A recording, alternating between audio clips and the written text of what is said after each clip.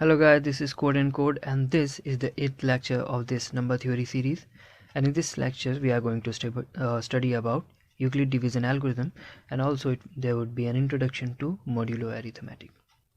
So let's start the lecture. So we start the lecture with Euclid division lemma, which says that if we have two integers a and b, then there exists Q and R such that you can write A is equals to BQ plus R, where B is the divisor and R is remainder. So we all know that remainder is always smaller than divisor. Nothing new here. So let's see how this can help us understand modular arithmetic a little bit. You might have seen these formulas at many places, that if you are going to calculate sum of two numbers modulo mode, then you can calculate it n1 modulo mode plus n2 modulo mode, then whole modulo mode. Then for same formula goes for multiplication. N1 into n2 modulo mode is equals to n1 modulo mode into n2 modulo mode, then whole modulo mode. Why this formula works and what is the proof for these two formulas? Remember, the same doesn't work for division. For division we calculate modulo multiplicative inverse, and hence that doesn't work on division, but it works for addition, subtraction and multiplication. So let's see why these two formulas hold using Euclid division lemma. So since we have to calculate it modulo mod, that is why I have written the number n1 as mod multiplied by q1 plus r1 and n2 as mod into q2 plus r2. And this can be written, we have as says Euclid division lemma. So to calculate n1 plus n2 modulo mod, we can write n1 as mod into q1 plus r1 and n2 as mod into q2 plus r2, and then taken whole mod mod. Now you know, when you are calculating mod some integer, then all the multiples of that integer would result into 0. So this and this would result into 0 if you are calculating mod. Then all multiple of mod would result into 0. That is why this and this, because these two are multiple of mod, would result into 0. And finally we would be left with r1 plus r2 modulo mod. Now what is r1? R1 is remainder when n1 is divided with mod. And what is r2? R2 is remainder when n2 is divided with mod. And how you can calculate their remainder?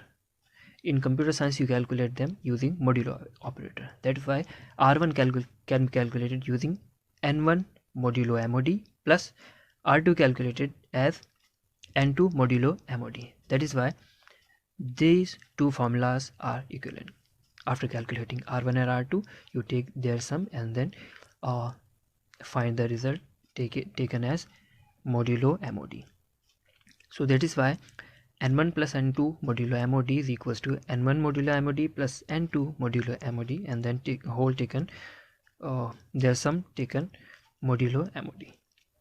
The same goes using the same argument you can prove the formula for multiplication, that multiplication also holds, and using the same argument you can prove for subtraction also.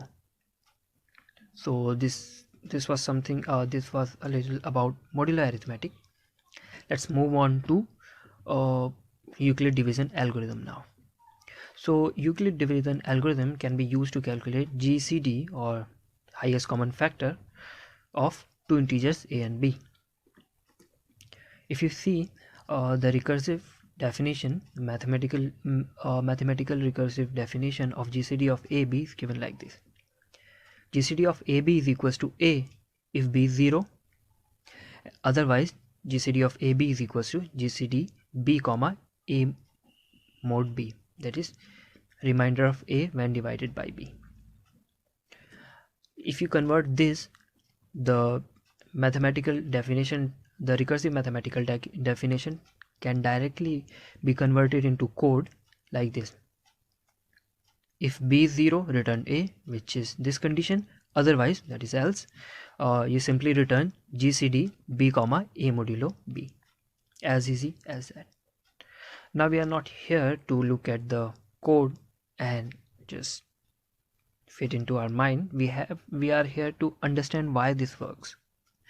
So let's look at this. Suppose we had to find GCD 140 comma 12, so it would go something like this. If you might have studied this technique, Euclid division algorithm, in primary school while in secondary school while studying mathematics, while calculating HCF. We have used Euclid division algorithm to calculate HCF of two numbers. So first, what we do, we write the bigger number as on the left hand side and the smaller number on the right hand side, and apply Euclid division lemma. If you apply Euclid division lemma, 140 can be written as 140 is equals to 12 into 11 plus 8. So this is the number, this was divisor, and this is remainder. Now in the next step, what happens, the divisor becomes the number and remainder becomes divisor. So now 12 becomes the number and 8 becomes divisor. 12 can be written as, using Euclid division lemma, 8 into 1 plus 4. Now 8 would become the number and 4, that was remainder, would become divisor again. As soon as you get 0 as remainder, you know the divisor is actually their HCF or GCD. So 4 is your result.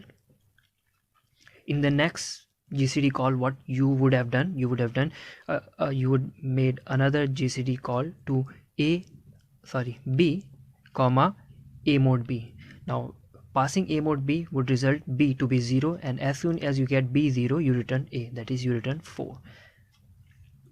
Now if you look at this thing as the function call, it would be GCD 140 comma 12. Now in the next step, since b, that is this term, is not 0, what we would do, we would make another GCD call, that is recursive GCD call, for b comma a mod b.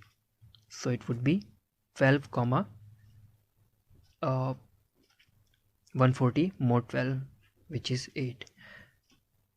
Now again we would make a GCD recursive GCD call to 8 comma 4, which is 8, that is b comma a mod b, and then again as soon as you get b 0, a becomes the GCD becomes 4. You would simply return a.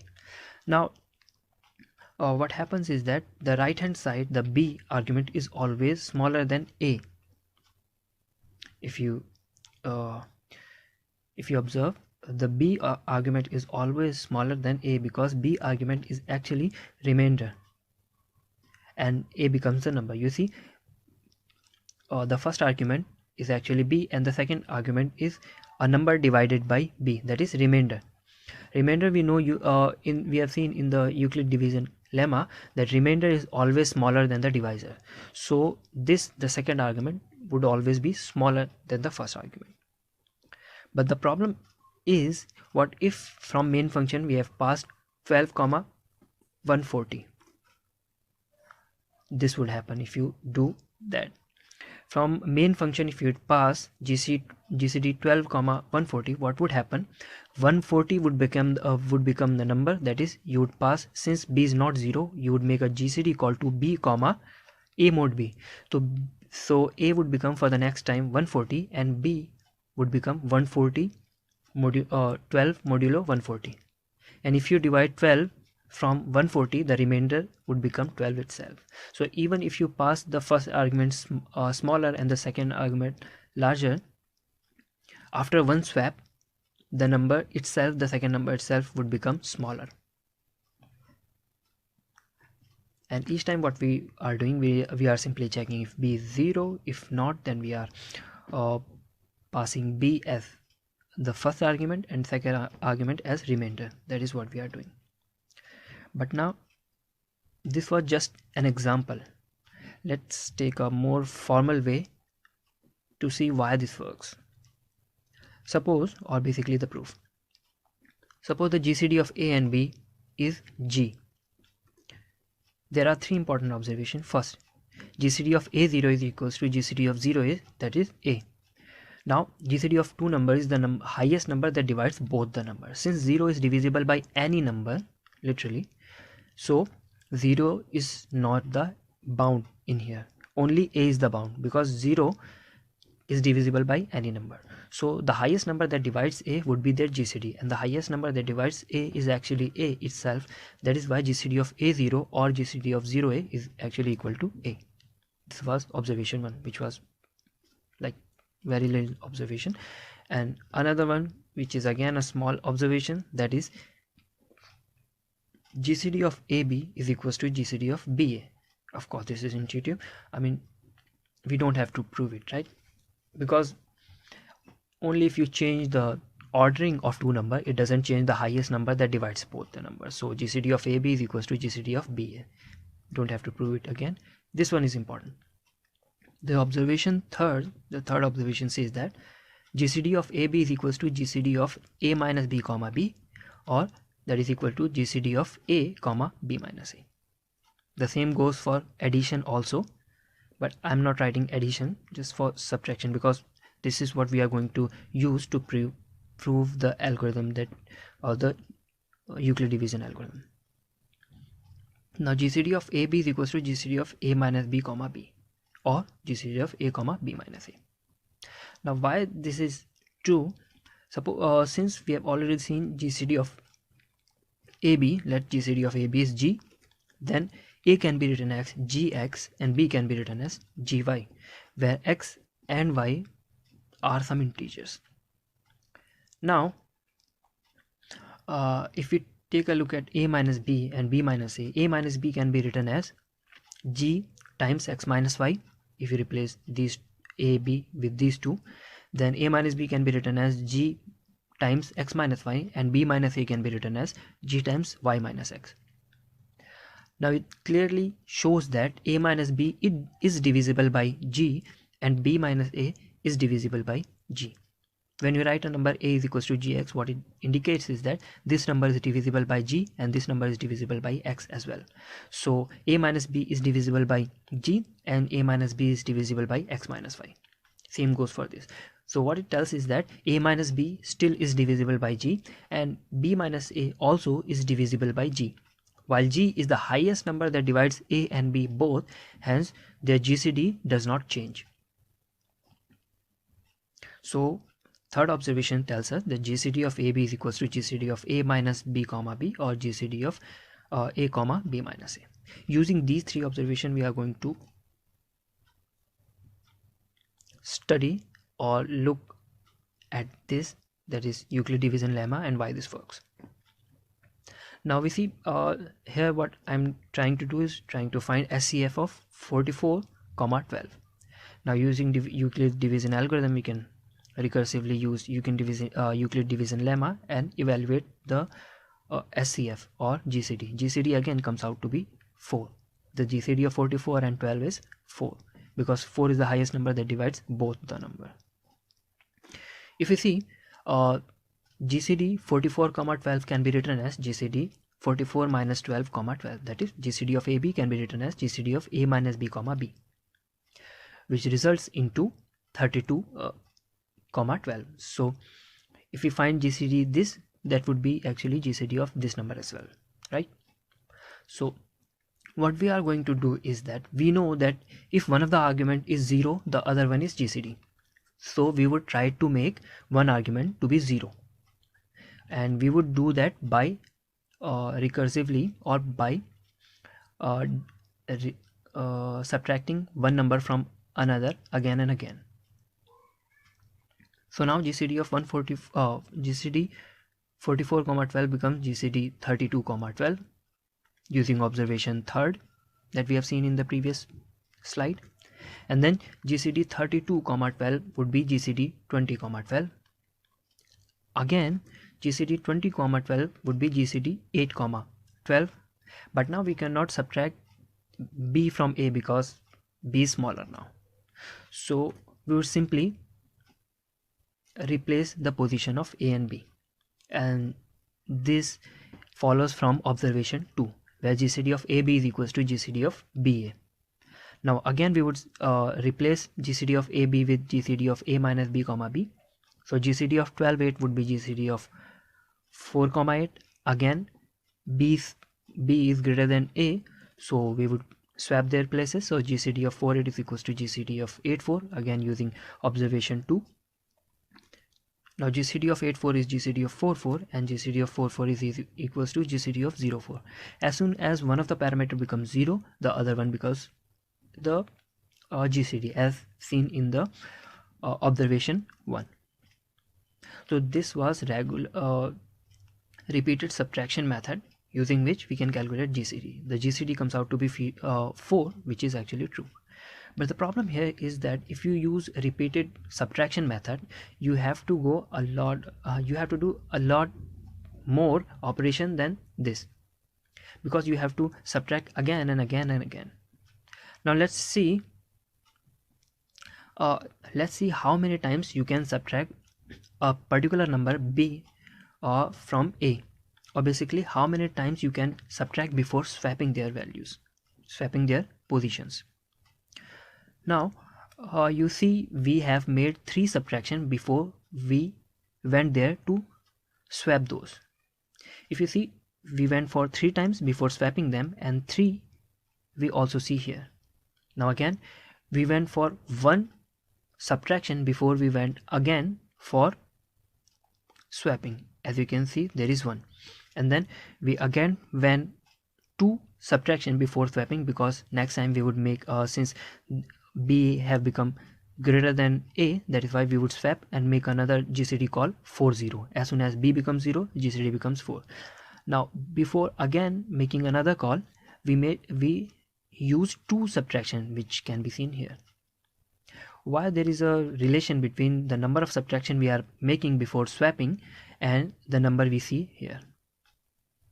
There is a very big relation, because a very important relation, because the number of time you can subtract B from A is that you can subtract as many times till B actually is greater than or equal to the remaining number. So basically whenever you are removing 12 one time, that is, you are removing the first multiple of 12 from 44, and if you remove again, then you are actually subtracting second multiple of 12 from 44, and if you subtract again, that is, you are subtracting third multiple of 12 from 44. That is, you can subtract as many times as 44 divided by 12, and I am talking about integer division.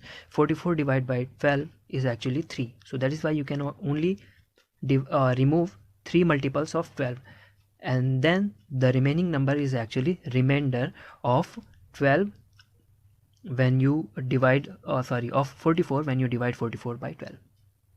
So instead of going again and again and subtracting, what we know that if I keep on subtracting, the result at one time would be remainder of 44 modulo 12. So instead of going again and again, I can simply replace 44 with the bigger number with bigger number modulo smaller number. So bigger number, that is 44, would be replaced by 44 modulo 12, and the other number would remain as it is. The smaller number would remain as it is. So this would become this in a single operation. I don't have to go again and again. I can simply do this A mod B and then write B. But then we know A mod B is smaller than B itself, so we have to swap. That is why in the formula you see B first and A mod B later, and that is the reason instead of going again and again subtracting, we can simply see that we can subtract as many till the point where the other number becomes the remainder. So instead of going again and again subtracting, we can directly calculate remainder, and the operation can be done in a single operation. And that is why this GCD algorithm uses these 2 steps. As soon as the remainder becomes 0, which indicates that A is actually the divisor, and hence A have to be the GCD. That is why when B becomes 0, you return A. Otherwise we calculate their remainder, that would be A mod B, and since we know that A mod B would be smaller than B and the second argument have to be smaller, that is why we pass B comma A mod B. This is basically your swapping statement. So that is actually your swapping statement. So you are calculating A modulo B, that would be your second argument, and first would be B, and that is why this GCD algorithm works like this. So in the next lecture we will be solving problems related to modulo arithmetic and also GCD. And one more thing, this is a recursive algorithm. I would encourage you to write down iterative algorithm which also have the same complexity. The complexity of this algorithm is log of max A comma B, and this is recursive as you can see, and I advise you to write down your own iterative algorithm to find GCD. So till then, thank you guys for watching, and keep coding.